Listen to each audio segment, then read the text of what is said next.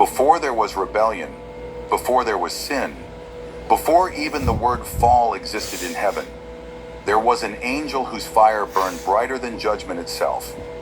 His name was Samael, the venom of God, not because he was evil, but because he carried the side of God that no one dared to understand, the side that destroys, the side that punishes, the side that ends. When God spoke the first light into being, Samael was among the first to hear it.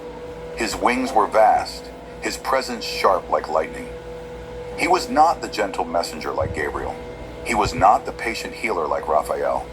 He was the sword that never missed its mark, the law made flesh, and God loved him, because Samael did what no other angel could. He obeyed without hesitation. When Michael questioned, Samael obeyed. When Gabriel asked for meaning, Samael only said, "It is God's will." He was the executor, the one who made divine justice real. And in the heavens, where light was endless and music filled eternity, Samael's silence was his worship. But that silence hid something none of the other angels noticed, not even Michael. Because in every command, in every judgment he carried out, Samael began to feel something he was never meant to feel. The weight of what he destroyed. He watched entire legions of spirits silence because they disobeyed. He saw the cries of lesser beings fade under his blade. And though God's will was always perfect, Samael began to wonder, can perfection still hurt? He never said it aloud. But that question, that small crack, was the first tremor that would shake heaven itself.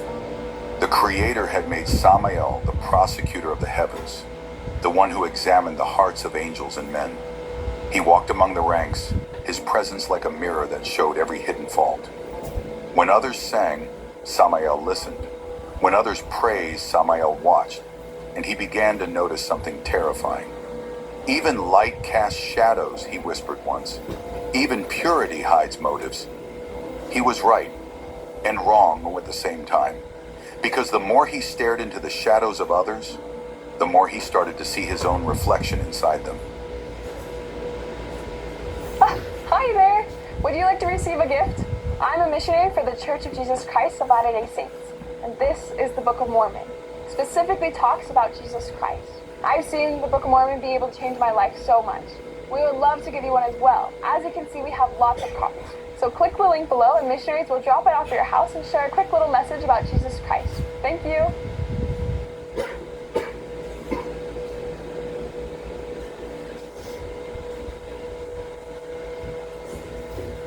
Did you know you could be entitled to a 5 or 6 figure payout if you suffered a serious injury at work, like a broken bone, torn tendon, or needed surgery? Yes, even if the injury happened months ago. Most people settle for less because they don't realize what their injury is actually worth.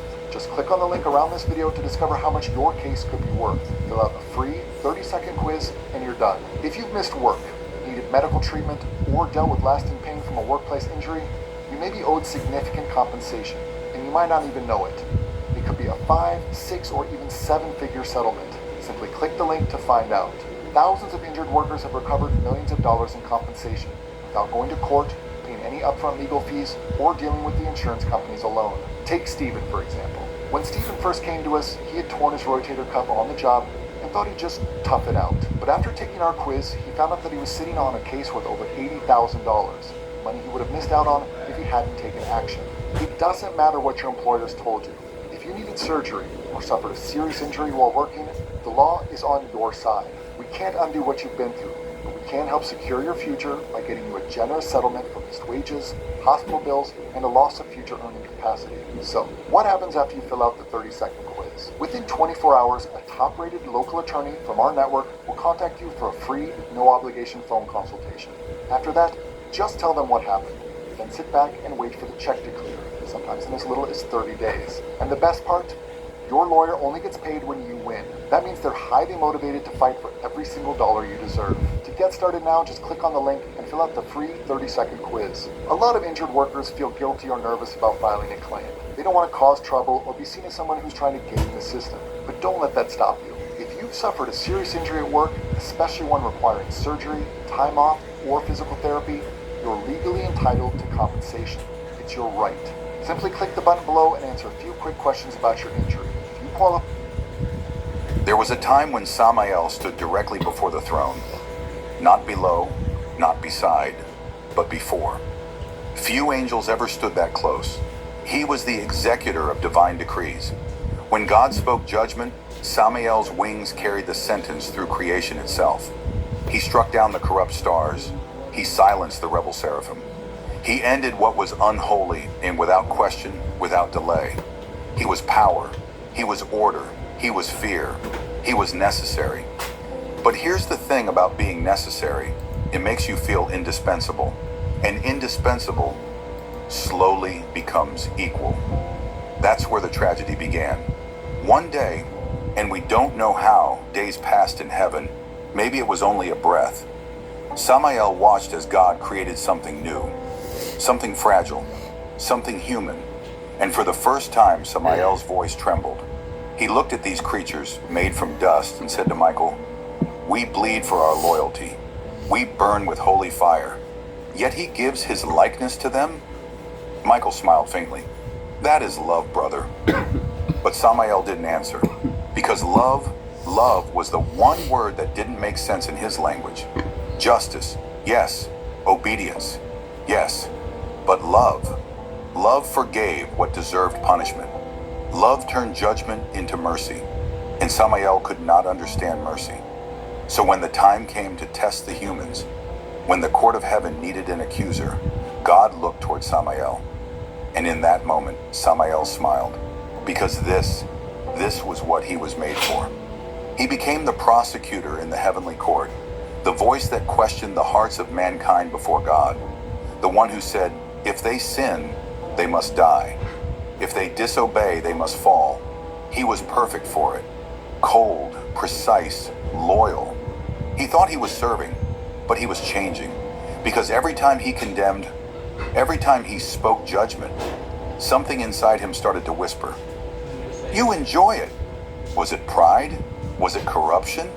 Or was it simply the echo of the role God himself gave him? The voice of divine wrath made conscious? That's where the story begins.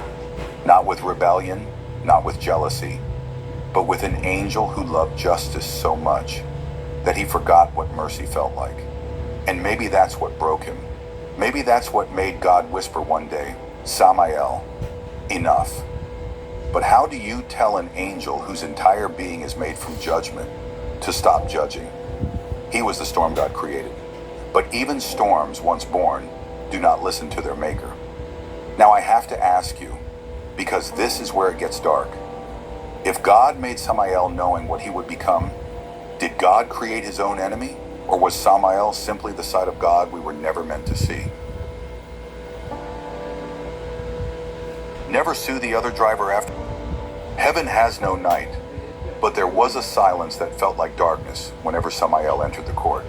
The other archangels said the silence was reverence, but deep down, everyone knew what it really was: fear. Samael was the voice of the courtroom of heaven. When a soul was weighed, it was his tone that echoed across eternity. When angels erred, it was his hand that carried the sentence. He didn't shout. He didn't rage. He simply spoke, and creation bent to his verdict.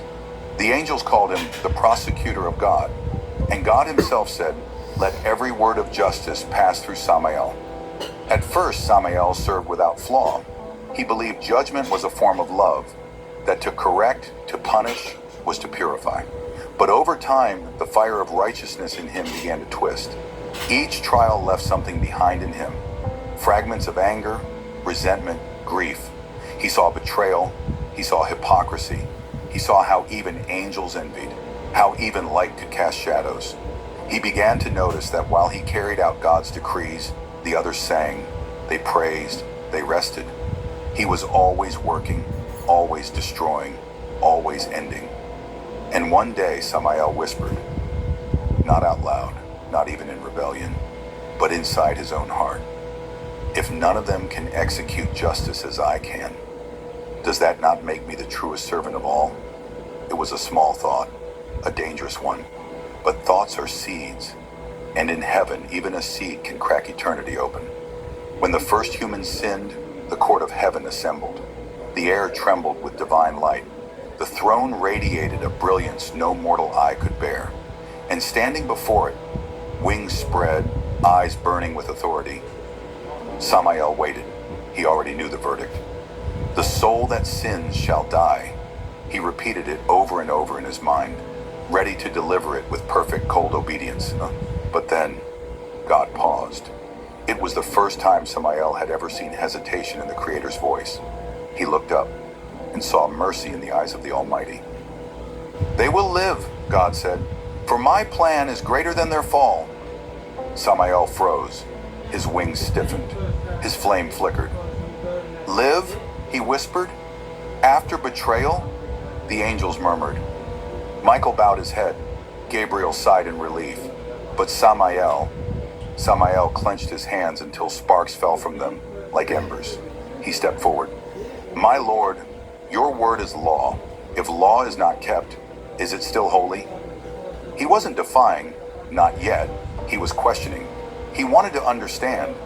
But the question itself cracked something sacred. God looked at him, and in that gaze was love, the kind that burns worse than fire. You were made for judgment, God said softly, but you do not yet understand mercy. Mercy, that word again, the word that had no place in Samael's vocabulary, the word that shattered his certainty.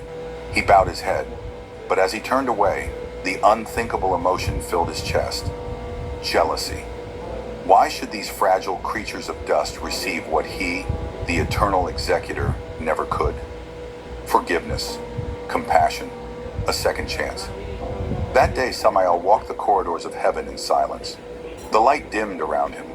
The choirs grew quiet. Michael followed him once, asking gently, Brother, what troubles you? Samael's reply was calm, too calm.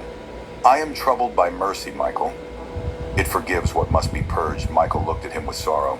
Mercy doesn't erase justice. It redeems it, but Samael only smiled faintly.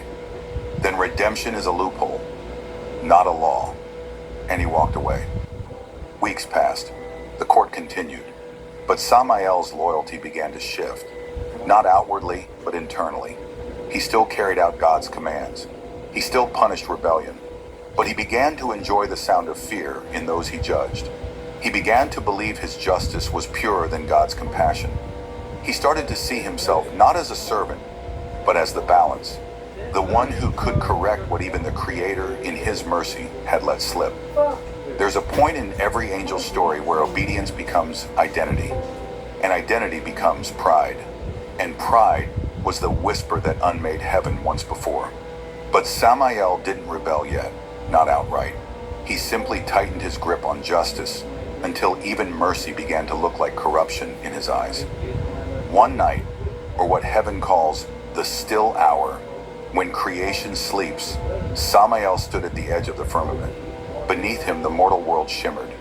He saw humans laughing, sinning, loving, repenting. He whispered, They break every law, and yet you smile upon them. I destroy for you, and you look away.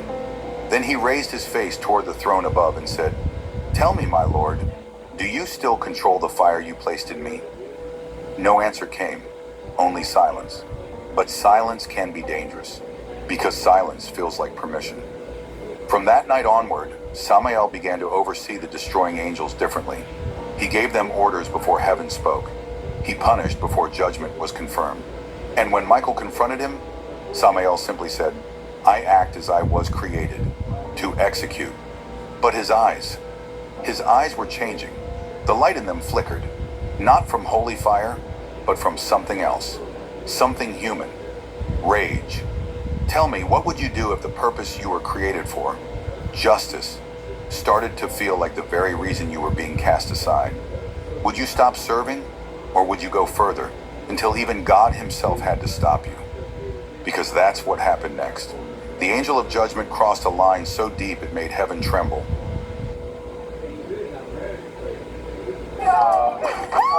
Remember college? Well, now, college is over, and here comes your student loan debt. Is your private student loan debt keeping you up at night? you really need to talk to YRefi. YRefi refinances distressed or defaulted private student loans that others won't touch. They can save you thousands of dollars and get you a custom payment that you can afford. And they don't care what your credit score is. Don't let private student loan debt ruin your life. Call YRefi today.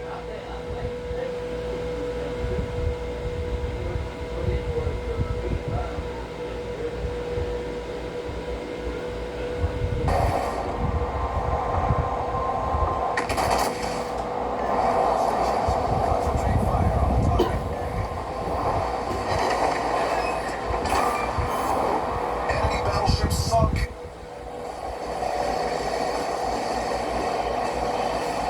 Enemy battleship detected. Enemy submarine spotted. Attention. Reporting the target position.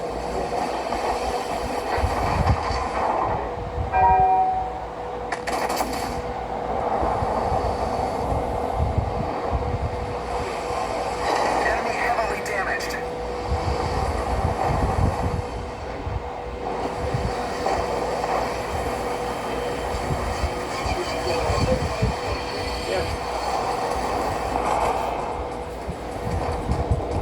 Enemy battleship detected.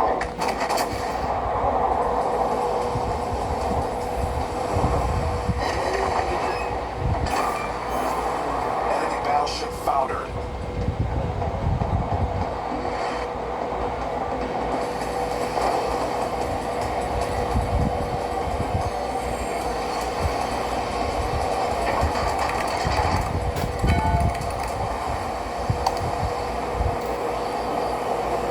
I need intelligence data.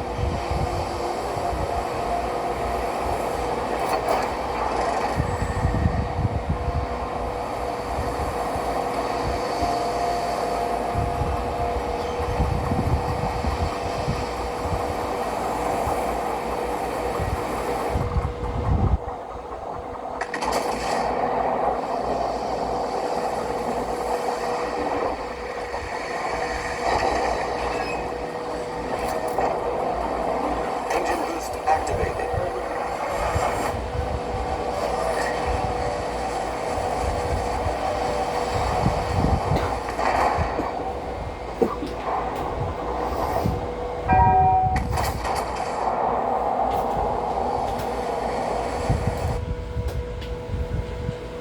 There's a moment before every storm when the air goes still. That stillness, that quiet tension before everything breaks. That's what heaven felt like the day Samael changed forever. He still stood among the archangels. His light still shone. But something behind his eyes was different. It was no longer peace. It was pressure, held in silence. Heaven had faced rebellion before, but this was not that.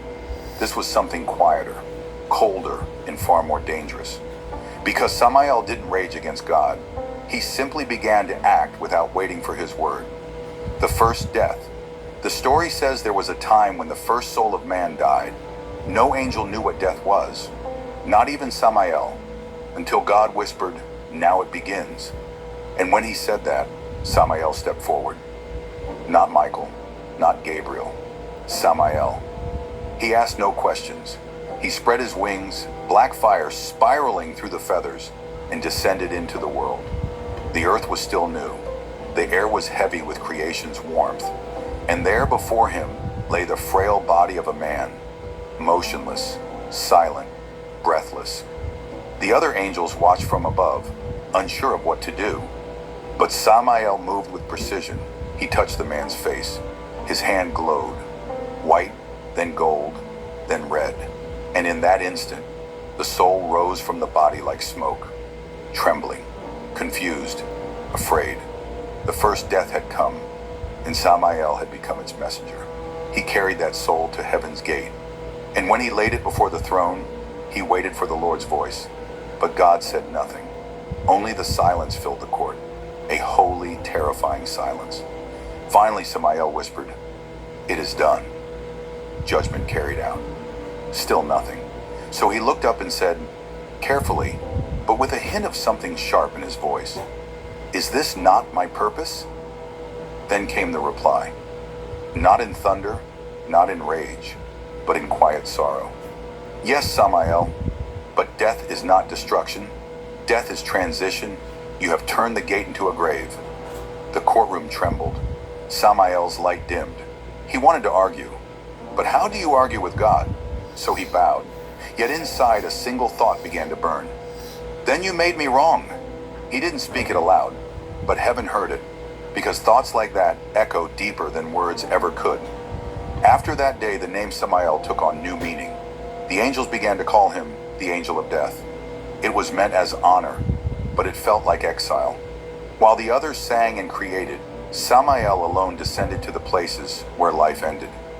He became a shadow passing through battlefields, deserts, cities. Everywhere life faded, his presence followed. Solemn, silent, cold. He never disobeyed. He never lied. He never refused his duty.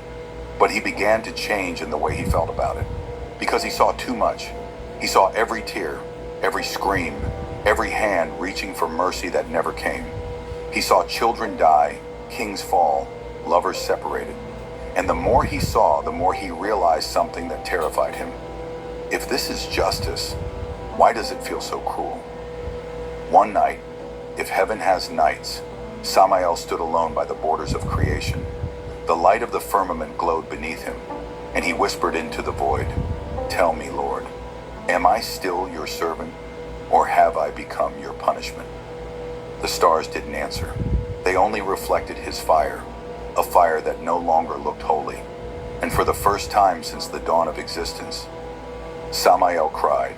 His tears fell through the skies like comets, blazing trails of sorrow that the angels mistook for falling stars. Michael found him there, kneeling in the ashes of worlds he had purified. "Brother," Michael said softly, "why are you here alone?" Samael didn't look up. "Because I touch what no one else dares to touch. Because I see what no one else should see." "Then stop looking," Michael whispered. "I can't," Samael said. "It's all I was made for." He turned his eyes toward the mortal realm. Below, a plague swept across the earth. A wave of death, unseen, unstoppable. The cries rose into heaven like smoke. Michael looked down and asked, "Will you go again?" Samael didn't answer. He just spread his wings and descended. But this time, something was different. He didn't wait for God's command. He didn't ask for permission. He simply acted. And when he was done, 1,000 souls rose. Not one, but thousands. The sky itself darkened from their cries. Can you really earn it? That was the day the angels began to whisper. Samael moves before the word. He no longer listens, he decides. And though no lightning struck him down, heaven itself began to grieve. Because an angel who acts without command becomes something more dangerous than a rebel. He becomes a god in his own mind. When Samael returned to the court, the throne was quiet. The air was heavier than usual, the kind of silence that feels like disappointment. God said, "You went before my voice again." Samael bowed. The sentence was clear. "I only hastened the inevitable." "You do not hasten what I have not spoken," the Lord replied. "Then speak faster," Samael said, softly, almost trembling. And heaven gasped. Every seraph stopped singing. Even Michael flinched, because that was not obedience anymore. That was pride wrapped in pain. God rose, and when he spoke, every star flickered. "Samael, you were my hand of justice, but now you have become the hand of your own will." Samael lifted his face. His eyes burned with something halfway between love and defiance. "Then who am I, if not your justice?" And for the first time, God looked at him not as a servant, but as a tragedy. "You're what happens when judgment forgets love." From that day, Samael was no longer allowed to stand before the throne. He was not cast out, not yet, but he was set apart. He walked the edges of heaven, half in light, half in shadow. And in the dark places between the stars, a whisper began to follow him. A voice not from heaven, but from somewhere deeper. "You were right to question," it said. "Mercy is weakness. Justice is strength." Samael knew the voice. He didn't want to answer, but he did. "Who are you?" The reply came like a hiss, soft and ancient. The one who once asked the same question. And that's how Samael met Lucifer. Not as enemy, not as ally, but as two sides of the same wound. If Lucifer fell because of pride, Samael would fall because of purpose. And that makes his story so much more tragic, because he didn't fall to oppose God. He fell trying to understand him. Now let me ask you, if you were created to carry out God's wrath, but your heart began to feel mercy, would you be holy for resisting it or damned for caring? Because that question, that single unbearable question, is what will destroy Samael next. There was one day, one single moment in eternity, when Samael's heart broke beyond repair. It began with a whisper, a divine decree, a command like so many before it. But this time, it wasn't a nation, it wasn't a king, it was a child, a boy no older than 10, born under a cursed lineage, doomed by the sins of his father. Heaven's judgment had spoken. The bloodline must end. And it was Samael who was sent. He descended from the heavens in silence. His wings, once silver, now darkened at the edges by centuries of duty, folded around him like a storm. He found the boy sleeping beside his mother, their small home flickering with the light of a dying candle. The child's breath was steady, innocent, peaceful. Samael stood there, holding the decree in his hand, a seal of fire that only he could read. The command was absolute, but as he raised his hand to fulfill it, something inside him shattered. He saw not a sinner, not a threat, but a life that had just begun, a child who didn't yet know what it meant to hate or to defy. The mother stirred, opening her eyes, and for a moment she saw him, the angel of death, and she didn't scream. She whispered, trembling, "Please, not my son." Those words, simple, human, desperate, pierced Samael deeper than any blade. He froze. His hand trembled. His wings unfurled in agony. And for the first time in all creation, Samael, the angel of perfect obedience, disobeyed. He tore the decree in half. The heavens roared. The stars dimmed. The light of the throne flickered. A voice thundered across the universe. "Samael!" And in that voice was grief, disappointment, and unyielding authority. Samael fell to his knees, wings shaking, eyes filled with tears that burned like molten silver. "My Lord," he cried, "have mercy." The boy has done nothing, but the voice answered, "Justice is not yours to question." Lightning split the sky. The boy's life was taken, not by Samael's hand, but by divine command itself. And in that moment, Samael screamed, not in rebellion, but in heartbreak, because he finally realized mercy had no place in his existence. He looked to the heavens and whispered, "Then why did you give me a heart?" And from that day, Samael changed. He still carried out judgment, but the light in his eyes was gone. He no longer looked upon humans as souls to guide or condemn. He saw them as fragile, tragic beings, creatures doomed by the same God who made them. And deep within him, something darker began to form. It wasn't hatred, not yet. It was pain. Pain that twisted and deepened until it became something unrecognizable. And pain has a way of attracting darkness. That was when he came. Lucifer, the morning star, the once bright prince who had fallen not long before. He found Samael in the silence between heaven and earth, wings folded, face cast down in despair. Lucifer said softly, "You see it now, don't you?" The flaw in his perfection, Samael didn't answer. Lucifer stepped closer. "You carry out his wrath, but he hides his hands. You kill in his name, and yet they call you evil. Doesn't that ache inside you?" Samael's jaw tightened. "Do not tempt me, morning star. I am not like you." Lucifer smiled, faint and knowing. "No, you're not. You still believe he loves you. But tell me, if he truly loved you, why would he make you the face of death?" That question lodged itself deep in Samael's mind. He didn't respond, and Lucifer didn't press further. He simply turned to leave and whispered, "One day, brother, you'll understand." And Samael did. Because over the centuries, as humanity continued to sin and suffer, He watched them pray to God for mercy and receive none. He watched them die under decrees he had no choice but to deliver. And the more he obeyed, the more he felt like a weapon, not an angel. And so he began to ask the question that would mark the start of his fall. If justice destroys the innocent, is it still divine? He began to wander beyond his orders, questioning judgments, hesitating to strike, intervening in ways heaven never permitted. And soon whispers began to spread among the angels. Some called him merciful, others called him dangerous. Heaven watched, hell waited, and Samael stood between both, torn, broken, and no longer certain which side truly served righteousness. Can you imagine carrying out justice so long that you forget what love feels like? Can you imagine being hated by the world and feared by heaven for doing what you were created to do? Samael didn't fall in flames like Lucifer.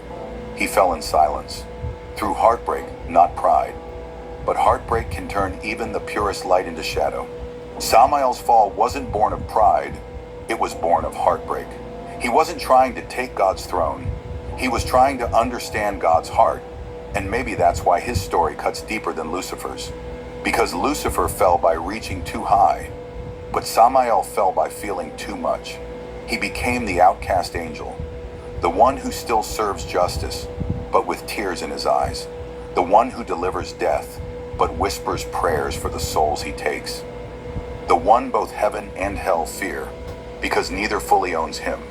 They call him the angel of death, but maybe he is